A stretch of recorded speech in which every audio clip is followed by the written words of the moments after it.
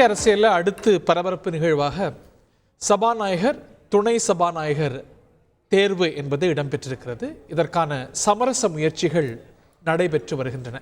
மத்திய அமைச்சர் ராஜ்நாத் சிங் எதிர்க்கட்சி தலைவர்களோடு, தமிழக முதல்வர் உள்ளிட்ட தலைவர்களோடெல்லாம் பேசியிருக்கிறார்.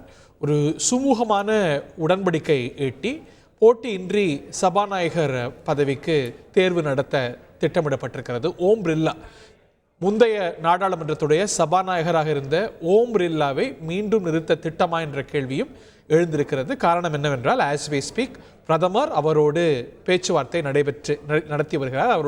அவரை சந்தித்து பேசி வருகிறார் நாடாளுமன்ற வளாகத்தில். இந்த நிலையில் எதிர்க்கட்சிகள் துணை சபாநாயகர் பதவியை கேட்கின்றன.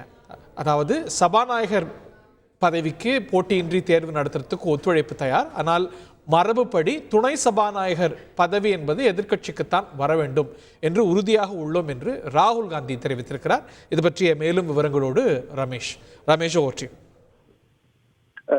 18வது மக்களவையினுடைய 2ஆம் நாள் கூட்டம் இன்று தொடங்கி நடைபெற்று வருகின்றது. முதலில் மகாராஷ்டிரா மாநிலத்தை சேர்ந்த எம்பிக்கள் இன்றைய தினம் பதவியேற்று வருகின்றனர். அதனைத் தொடர்ந்து மத்திய பிரதேஷ், ராஜஸ்தான், உத்தரப்பிரதேஷ், தமிழ்நாடு, மேற்கு வங்கம் உள்ளிட்ட மாநிலங்களைச் சேர்ந்த எம்பிக்கள் இன்று பதவியேற்றுக் கொள்ள இருக்கின்றனர். நாளை மிக முக்கியமாக மக்களவை சபாநாயகர் தேர்தல் நடைபெற உள்ளது. மக்களவை சபாநாயகர் தேர்தலில் போட்டியிட விரும்புவோர் வேட்புமனு தாக்கல் செய்வதற்கு இன்றுதான் கடைசி நாள். அதாவது யார் போட்டியிட விரும்புகிறார்களோ அவர்கள் நேரடியாக மனு தாக்கல் செய்ய முடியாது. அவர்களுடைய பெயரை மற்றவர்கள் முன்மொழிந்து வேறொருவர் வழிமொழிய வேண்டும். ஆனால் யார் போட்டியிட போகிறார்களோ அதில் அவருக்கு போட்டியிட விருப்பம் என்ற அந்த ஸ்டேட்மெண்ட்டை அவர்கள் கொடுக்க வேண்டியது வழக்கம். அந்த அடிப்படையில் இன்னும் சற்று நேரத்திற்குள்ளாக மக்களவை சபாநாயகர் தேர்தலில் தேசிய ஜனநாயக கூட்டணியின் சார்பில் போட்டியிடக்கூடிய வேட்பாளர் வேட்புமனு தாக்கல் செய்ய இருக்கிறார். தேசிய ஜனநாயக கூட்டணியின் சார்பில் 17வது மக்களவையிலே சபாநாயகராக இருந்த ஓம் பிர்லாவையே மீண்டும் முன்னிறுத்த பாஜக திட்டமிட்டிருப்பதாக கூறப்படுகின்றது.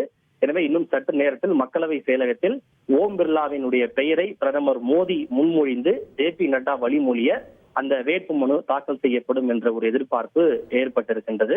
அப்படி ஓம் பிர்லா மீண்டும் தேர்வு செய்யப்பட்டால் 2வது முறையாக அவர் மக்களவை சபாநாயகராக பதவி வகிப்பது உறுதி செய்யப்படும்.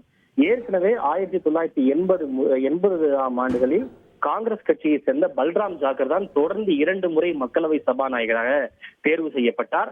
1980 முதல் 89 வரை அவர் தொடர்ச்சியாக 10 ஆண்டுகள் மக்களவை சபாநாயகராக பதவி வகித்தார். அப்படி ஓம் பிர்லாவும் மீண்டும் சபாநாயகராக தேர்வு செய்யப்படும் பட்சத்தில் பல்ராம் ஜாக்கருடைய அந்த சாதனையை இவர் சமன் செய்வார் என்று எதிர்பார்க்கப்படுகின்றது.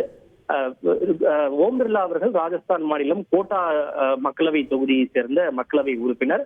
3வது முறையாக அவர் அங்கு எம்பியாக தேர்வு செய்யப்பட்டிருக்கிறார். 2014 2024 வரை அவர் தொடர்ச்சியாக அந்த கோட்டா தொகுதியிலே தேர்வு செய்யப்பட்டிருக்கின்றார்.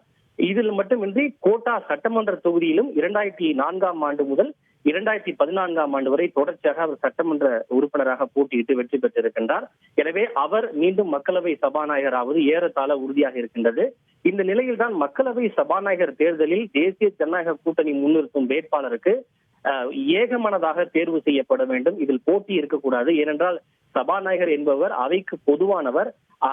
அவரை எதிர்த்து மற்றவர்கள் வேட்பாளரை நிறுத்துவது என்பது அரிதிலும் அரிதான ஒன்று. அவர் போட்டியின்றி தேர்வு செய்யப்பட வேண்டும். அதற்கு எதிர்க்கட்சிகளுடைய ஆதரவும் தேவை என்று ராஜ்நாத் சிங், காங்கிரஸ் தலைவர் மல்லிகார்ஜுன் கார்கே, அதே போல இந்தியா கூட்டணியை சேர்ந்த மற்ற தலைவர்களிடமும் தொலைபேசியில் தொடர்பு கொண்டு ஆதரவை கோரியிருக்கின்றார். இது குறித்து சற்று முன்னதாக நாடாளுமன்ற வளாகத்தில் பேசிய ராகுல் காந்தி அவர்கள் கார்கேவை ராஜ்நாத் சிங் தொடர்பு கொண்டு பேசியது உண்மைதான். தேசிய ஜனநாயக கூட்டணி முன்னிறுத்தக்கூடிய வேட்பாளர்களுக்கு நாங்கள் ஆதரவளிப்போம் என்று தெரிவித்திருக்கிறோம். ஆனால் ஒரு நிபந்தனை, துணை சபாநாயகர் பதவியை எதிர்க்கட்சிகளுக்கு கொடுக்க வேண்டும் என்பதுதான் மரபு.